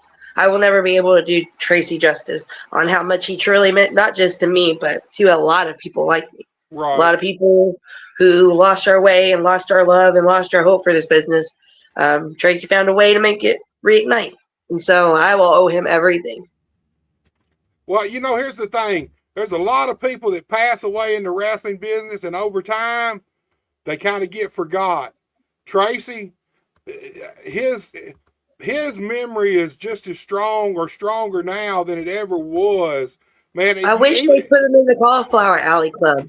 I really do. I wish they put him in like he needs to be recognized a lot more places than that has recognized him. Seriously. I was thinking the same thing when you were talking about him going in that Hall of Fame earlier. I was thinking there's a lot of other Hall of Fames around the country that he should definitely probably be in, without a doubt, Mm-hmm. So, girl, look, I know we originally talked, and I told you it was going to be, I'd like to go an hour. We've actually already went an hour and a half almost. Yep. So, we'll have to come back and do this again. Girl, I would love to have you back. I'd love to get you on, Izzy on together sometime. Just talk wrestling. Absolutely. Let's move on to JCW coming up. Let me get my graphics back up, and we'll figure this thing out. All right. All right. We're back up there. You can do it. I have faith. Oh, we're halfway there. All right, girl, keep pumping me up there. Oh, you're doing it. Here it comes. Hold on. It's coming. It's coming. It's coming. Oh, there it is. Where's that? Oh, there it is. Is it finally free admission, y'all? Can't get better at free show. Especially since I know you're buying Christmas presents. You ain't got a lot of money left over. That's fine. Bring your adult child. All right. Well, no, we're an all ages show. I mean, we get a little bit on the raunchier side, but it's tastefully done. Okay. But no, the free admission November the 30th. Yep. That's going to be at the Spanksgiving event. It's a pay-per-view. It's going to show live on Triller. And it's supposed to be at Trisley's Bar and Grill, I guess. Let me see because I can never say this. Wyandotte. That's what it is. Wyandotte, Michigan. Michigan. Wyandotte. We had that discussion because I didn't think I was going to say it right. Wyandotte, Michigan, I guess is what it is. But it's like you said, it's Spanksgiving. It's going to be pay-per-view on Triller TV. November the 30th, which is not, but actually, is it less than 2 weeks right now? Yep. Less than 2 weeks away. We're going to have almost, something like that.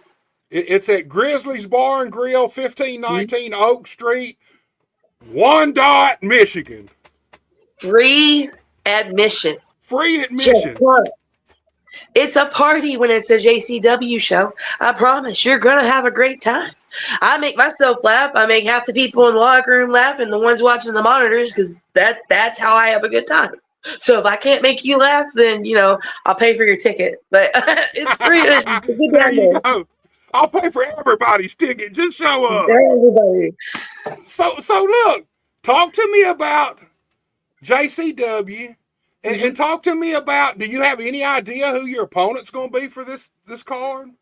I don't, but the most beautiful thing about JCW is I've been allowed to be an equal opportunity ass kicker. I can wrestle the men and the women. I can do pretty much whatever the fuck I want because, It's Aunt Mickie time, and everybody loves Aunt Mickie, even though if I'm having a cranky day, apparently I can't flip these people off enough to where they'll boo me because they just fucking love me flipping them off. And I think it's because my butt's out. I really do. You can't yell at somebody or be mad at somebody, I guess, if they're, well, anyways. but the character I am at JCW is one of my favorites. It's the anti-Mickie vibe. She's the family member you invite to the party because you know she gonna get a little tipsy, be so truthful, and make you laugh the entire fucking night. So if it's not just me, I mean you've got fucking the Briar Wellington on there. We've got the Backseat Boys, Matt Cross and Dog 2020. We got fucking Big Willie. I love Willie. Willie is amazing. We've got the Neon Blondes. I mean, honestly, this locker room for JCW is amazing, eclectic locker room, and there is something for everybody in this fucking locker room. Talk to me about the clowns. Talk God, to me I love about it. working for the clowns, man. Man, you know, back when I started, like I said, there wasn't too many people that wanted a girl to wrestle a guy. A lot of times I lucked out because I happened to be there with gear and people would no show. And then they're like, oh, you're wrestling this girl. And either they didn't get paid to wrestle that night or they wrestled me. So for the first part of first year I was in, I had like almost 200 matches just because of that. When I started working for JCW, they didn't really have any female talent there. They didn't use female wrestlers. They were more of like the gritty, you know, the Juggalo, the ICP factions and everything else. And so I knew just being there at the show and watching the Juggalo mentality, watching how the Clouds handle business, that's a place I wanted to be. Shaggy and Jay have always loved wrestling, and the respect that they have for wrestling is truly old school mentality. It's one of the reasons Tracy loved working there so much. That's actually how I became Isabella Smothers, because I got lucky enough. They didn't have enough refs, and I volunteered to do anything and everything I could. And so they allowed me to ref Too Tough Tony, who is always their big baby face. Too Tough Tony is homemade Juggalo through and through. And they had him wrestle Tracy Smothers, and Tracy was always the heel. Because there ain't nobody gonna ride up a crowd more than Tracy fucking Smothers.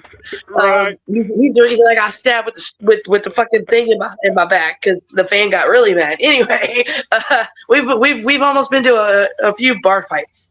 Actually, we have, but we didn't get in trouble for them. Anyways, but JCW allowed me that opportunity. After I ref that match, somebody broke through and punched Tracy, big old girl. She overshadowed me by, she's fucking tall as hell and thick. And she pushed through security and punched Tracy in his mouth and split his mouth open. And I was raised in the old school mentality as if a fan interferes in a match, you need to get that fan out of our fucking business. Right. They don't belong there where we do our job. We need to get rid of them. And so I might have jacked this girl up and started beating the shit out of her until she stopped moving. And then I went back to reffing the match like nothing had happened. And after the match, I got caught in the back because I got told I was going to get in trouble. And they were like, we heard you beat up one of our fans. And I'm like, I'm sorry. I was always told they hit Tracy. And I thought it would be better because it was a girl and I'm a girl, not Tracy hitting them. I was just trying to protect my friend, And they're like, how would you like to be Tracy's mother's daughter? And I was like, what? You're giving me a job? And they're like, yeah, Tracy gets jumped a lot. Like Tracy's the guy that gets jumped by all of our fans every show. Because Tracy did what Tracy had to do, and if business was good and he was heel, then business was fucking great for you because he would always make sure to put himself in that dangerous path within arm's distance of the fucking fans, up close and personal, because he knew was going to incite some type of reaction from them, and he didn't mind getting hit or shit like that because Tracy just didn't give a fuck. Right. And he's like, and Tracy will come out swinging on you if you want to fight him, because it's the old school mentality. So Tracy would turn around and want to swing on him, not knowing if they're man or woman. So they were like, we need somebody to kind of watch his back. So I started out, I was just supposed to be a manager for Tracy. And because I went into it with the Sherry Martel mindset of, all right, I'm here. I got a job to do. I'm going to do this job. I know that I'm going to have to take some things too to make this look good because they ended up making me his daughter. So we did the whole little bit where it was like an incestuous feel without, because Tracy liked to make fun of, like Tracy's whole gimmick was making fun of the way people perceive people in the South to give you that entity, that physical entity to hate that you just secretly and publicly just despise. So Tracy was good at fucking embodying that, and that's exactly what we did. I went out there next show, was reffing a match between him and Tony again, and it was for the belt this time. And Tony did one finisher, and I had taken a move in the earlier match where Tracy shot Tony into me, and I ended up taking the hit, and I went down. So when I went to go count to the 3, I went 1, 2, and then all my shoulders hurt. I don't know what's going on. My arm, gave out, blah, blah, blah. And Tony's like, are you okay? Blah, blah, blah. So Tony goes in as another finisher, the flaming fist, which is supposed to be the end all be all. And I go down to count again, and I do it with the other shoulder, and it's 1, 2, and the same thing happens. My other shoulder goes out, so I can't count to 3. And now Tony's getting suspicious because, you can't, if you're that hurt, you can't be out here. Right. And as I had Tony distracted, Tracy nutted him with that stick he had, with the flag on it. None of the stick, rolled him up 1, 2, 3. Before we can get the fuck out of the ring, people were jumping in from all sides. So we had this narrow escape path where the ramp was. So like literally we slingshot ourselves out and up on the stage, and people are trying to get at us, and security's trying to keep them back and stuff. And I pull off the referee shirt, and I've got Tracy Smothers shirt underneath of it, and Tracy spins me around. And without me knowing what was happening, he pulled me in and kissed me. And I couldn't mask my immediate reaction, which was you can see David going, he's like, I'm sorry, Mickie, I was jumping over gimmick, I was like, okay, yeah, we can't do that. This ain't gonna be that type of relationship. Yeah, I can't. No, it's like really kissing, but ooh, no, we're good. Okay. But then we started that, Tracy, and then they would allow me to tag with Tracy against like the Hate Breed and the Ring Riders and Weed Man and then eventually we brought in Bull Payne into our faction. So it was like the 2 grouchy old men that nobody liked, and this girl, and it was a fun time. And JCW gave me that opportunity when they weren't giving very many opportunities. They saw something that they liked and allowed me to do me. I remember one time, little raunchy, Violent J and Shaggy came up to me before a show, and they said, all right, we want you to cut a promo, but we want you to like cut and like just out there promo. And I was like, all right, what am I allowed to do? They're like, we don't care. Just do something fucking crazy. And I was like, okay, do you want me to ask for permission or for forgiveness? He's like, we don't want to know about it. I said, all right, got you. So without telling the clowns and without telling Bull Payne, that's who we were doing the promo with to lead into the tag match, I went in the back and I found a condom and I put some lotion, some oil in the condom and stretched it. Bull Payne is always notorious for his big, massive hog. Okay, so I stretched it out. I could put my foot in it, and I was like trying to pull it out and everything else in the locker room.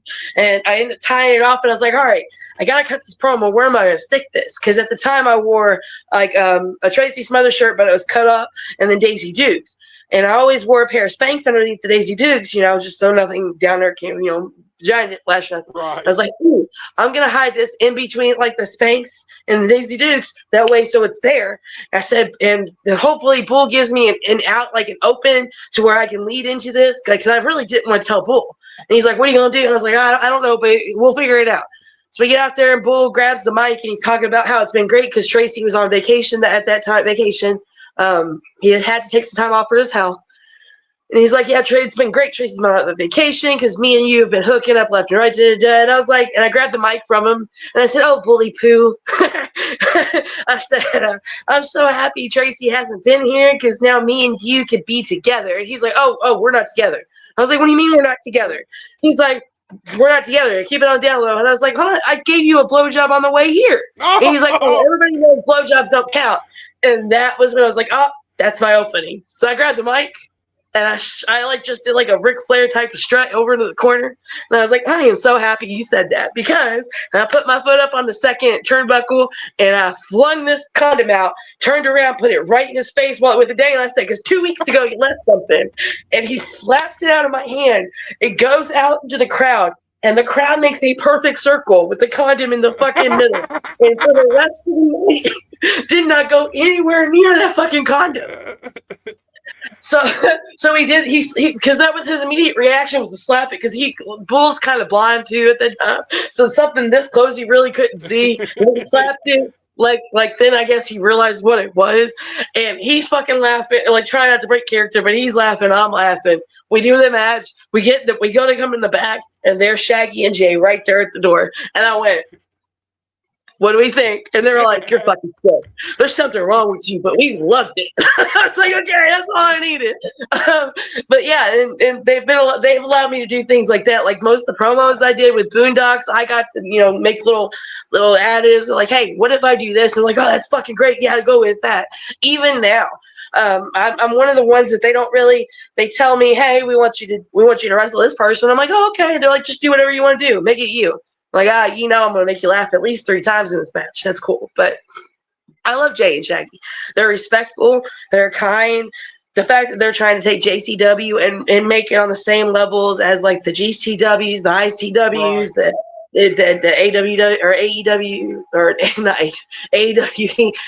Too many initials. Right. But the fact that they're trying to make it in the top tier of this game right now, and they're doing it by filling the locker room with people who are talented, hardworking, humble.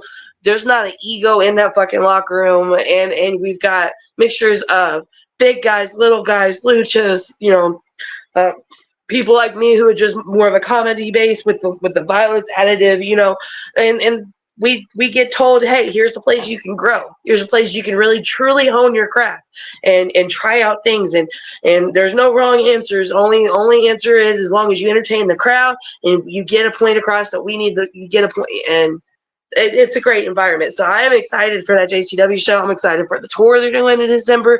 I'm excited for the shows that they're going to have next year. They're already starting to schedule tours and events for next year as well.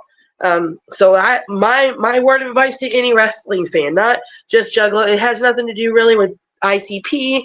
Yes, the company, the people who founded JCW are ICP's, members, but it really is its own entity.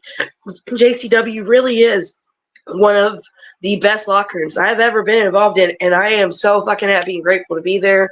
They just gave me that plaque. That was pretty cool. Here, let me see if I can. Right there. Well, you've collected you've collected some trophies, you collected some belts recently. Before you get out of here, kind of give us a rundown of what you've done recently. Oh, recently. Oh, I won this year. I won 2 deathmatch tournaments at POR Grand Prix and CZW's TOD. I actually am in another tournament for Florida. It's the Circus Deathmatch that's happening in December. So that'll be my 3rd tournament of the year. So I'm hoping to go 3-3. Right. Maybe. But yeah, I did that this year. The little one with the car on it, it says Hook Dick. That's a POR champion or POR title or a tournament thing. And then I've got 2 PR belts. I've got the heavyweight belt and the hardcore belt. So, and technically, yes, motherfuckers, yes, I'm fat enough to be a heavyweight, so fuck you. And then that's last year's the trophy over there for the Slave of the Deathmatch tournaments. So I've been on a roll with these tournaments lately. And then Tremont's Deathmatch tournament is right there. I've got ARW's tournament or AWR's tournament for Goddess of Gore that's back there as well. So yeah, and the XPW women's title. So doing pretty good this year. I got so many titles and I don't even like pants, y'all. I got all these belts. I don't know what to do with them. Right. You're gonna have to hire somebody just to tote all that shit around for you when you go. Yeah, I got my sister. I tell everybody at wrestling shows, if I ask you, hey, anybody see my hooker? That's my sister. You'll see her. She got her boobs out and everything. But I ain't gonna hate. There's a lot of people that are in her inbox as well, and I'm not gonna judge. But she can carry them. I have 2 battle axes I usually take out to the ring too, called Dee Dee and Dexter. They're actually the the picture I got here is actually you with the battle axes. Yeah, is it the new ones, the black ones? Oh no, No, those are the old ones. These are silver. I had to retire them, unfortunately. That was Phil and Lil.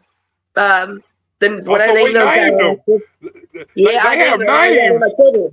Yep, and I yell at him too. Phil actually went into Remington Roy's skull, so we had to have a talk middle match about how we are not supposed to do that. That is uncalled for. Just because I get angry does not mean that they have to fulfill what I'm trying to do. And I blame the axes, of course. But Masada, who is a fucking fantastic wrestler as well, from the Texas area, he does metal and leather work, and he made me 2 brand new battle axes that are identical twins. So I named them Dee Dee and Dexter. And they are fucking crazy. Crazy ass sharp. A little, they weigh a lot. They're about a good 15, 20 pounds each. And they're a good size heavyweight or head weight. But yeah, I've put them through quite a few boards and rings. I threw one in the ring. I usually blindly throw them in the ring because they like to fly. So I blindly throw them in the ring, and one of them at Deep South actually is stuck in the fucking in the ring. It just stuck there, and I went, "Well, that's a good sign." Right. Just leave that motherfucker there, and we'll wrestle around it. You know. We'll come around to it. Right. We'll take a nap. But yeah, so I've had a good year. I've been blessed with some great matchups. I've been on a good roll. I'm in a good spot in my life. Everything's great. My kids are happy, healthy, and thriving. That's all I can ever ask for. Well, I'm glad everything's working out for you, Mick. I know that there was a while there where you kind of was out of sight, I guess, or at least I didn't. I wasn't seeing you. I was told I had to choose between wrestling and my ex-husband. So I chose my ex-husband for a little bit, and then I was like, I don't want to do this no more. So thankfully wrestling allowed me to come back. But yeah, I cheated on wrestling with the marriage for a little bit. That was stupid. That's what I was going to say. Cheated on wrestling with the marriage. Wrestling's who I'm really married to. You would think, yeah. Especially since we were both wrestlers, but he didn't like me and Mr. Mickey Knuckles anymore. So well, I mean, I don't know who he is, but you know, I'll be honest with you. Some guys don't like to be outshined. No, he just wanted to use me to advance himself, but you can't advance if you're not very good yourself. So, and there if you're not willing to listen to anybody, but he told me he loved me, and I thought that's all that mattered. So, live and learn. There you go, girl. Mickie, girl, this has been a fucking blast for me. This has been, like I said, I've had. This show here has been on my mind for probably 5 months. I've been debating. I mean, no shit. That long, huh? I mean, no shit about it. Yet, so something's wrong. I like to have connections with people. I don't like to just reach out cold to somebody. Now we connected. Now we connected, and girl, you're welcome back here anytime. All you got to do is let me, if you got something you want to come on and promote, or if you just want to come on and talk motherfucking wrestling. Well, if you don't mind, I'd like to pass your name on to a couple of my JCW friends as well, so you can talk to them. They're a hoot.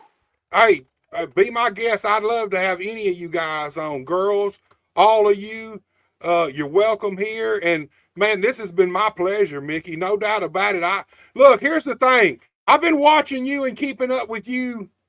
Don't say since you were a kid. Don't you dare. I'm older than you. I'm 10 years older than you, so. Dude, I get it a lot. I never understood why Tracy would always kind of groan when people were like, man, I've been watching you since I was a kid, right? I never understood that until now I'm getting it. And I was like, oh, now I get it. Oh, shit, I feel so old. Right. When you get some people who look like they're older than 35, and I'm like, damn, I ain't that much older than you. I don't know how you've been watching me since you were a kid. Right. But, you know. Well, I mean, look at you talked about Jamie Dundee earlier. Look at him. I mean, he's been on the wrestling show since he was fucking 13, 14 fucking years old. I mean, you could literally be 30 and you've been watching Jamie your whole damn life, you know. I mean, I've been watching since I was a kid. You know, it just is what it is. But girl, from the first day I saw you, there was something about you that made me pay attention to you. It just was. From the very first time I saw Mickie Knuckles, there was something that made me pay attention to you, and that's never went away. Never. Oh, There's thank always you. something that makes It me. ain't my beauty, it's my booty, I'm sure. There you go, girl. Whatever it is, I think it's a combination of everything. Well, I appreciate you, and I'm thankful I can entertain you. And you make my accent way worse. I'm a wrestler at heart, and that's one of the first things I noticed about you was just the way you worked, man. You're tough, the way you bumped, just the way you moved in the ring. It was different. Like I said, Sherry Martell, Miss Texas. That you're for me. That's a compliment. That's a huge compliment. Thank you. That's what I see. That's what drawed me to when I was a little kid. I always loved Sherry Martell, and I didn't why until I got a little older, and then I realized the difference in wrestling, women's wrestling that I watched as a little kid, and what Sherry did. Yeah, and how she. And you're right there with those three, man. Miss Texas, tough as fuck. I mean, literally just badass chick, and you're the same way, man. Thank you. I appreciate you so much for coming on and giving me 2 hours of your time. Anytime, any place you something, ask them around. I'd love to get. Sounds great. I'm looking forward to it. Thank you for having me on. And I will definitely give your contact and then get you connected to some of my peoples. You'll see why they're my peoples. They're just like me. So you'll have a great time with them.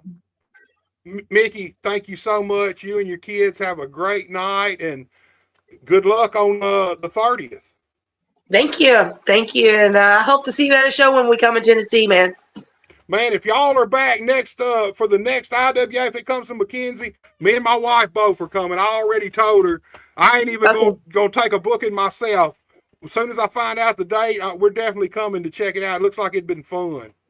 Oh, it was a hell of a time, and that building was just so. It was so unique, and there was so much history there. But at the same time, I believe that we gave them something they've never seen before. So it was a nice little added element. All right, girl, you have a great night, my friend. You too. Bye. All right, y'all, right there, you seen it. Mickie Knuckles, one of the baddest ladies in the pro wrestling business. You know it, I know it. Everybody out there knows it. I appreciate everybody who tuned in, everybody who interacted with us. Guys, I'm back next Thursday night. I know it's Thanksgiving night. How the fuck did I book a podcast on Thanksgiving night? But I did. I got Mr. Personality, Robert Murray, going to be on. Man, he's really been doing some big things. He's had some big matches with Ricky Morton. He's held some titles around the area recently, mainly Pro Wrestling Mid-South. Greg Anthony's company means a lot when you get a title there. It's a big deal. Next Thursday night, Thanksgiving night, 7 p.m. Tune in. Look. Like this video, share this video, go to Buster H.R. Johnson and subscribe to my YouTube channel. Hit the notification bell so you don't even have to look for these videos. You know when they come out. Guys, until next week, y'all take it easy and have a great Thanksgiving. I don't ever slow up, no I don't take shit. I got no love for the fakeness. If you wanna play tough and wanna hate this, I'll always show up.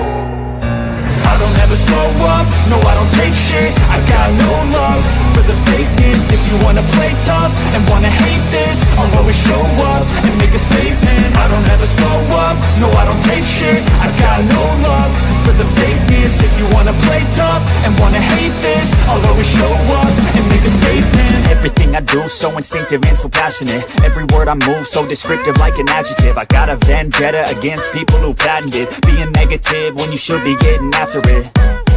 I I got facts over tracks, this and that. Spitting slow, spitting fast, I could roast, I could gas. Think I'm okay at last, but I don't know if that can erase all the past. And the pettiness, a reflection of the emptiness. Hilarious, you think you're with my time, you're delirious. Mysterious, because you are behind a fake exterior. Inferior, you know I'll always be a bit superior. Get off of me, this ain't no humble brag. I want you to hear words, you can say them back. I want you to feel free from the chains at last, and to believe in what you got, it was built to last, yeah.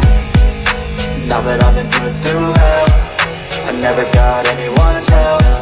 I had to do it all myself.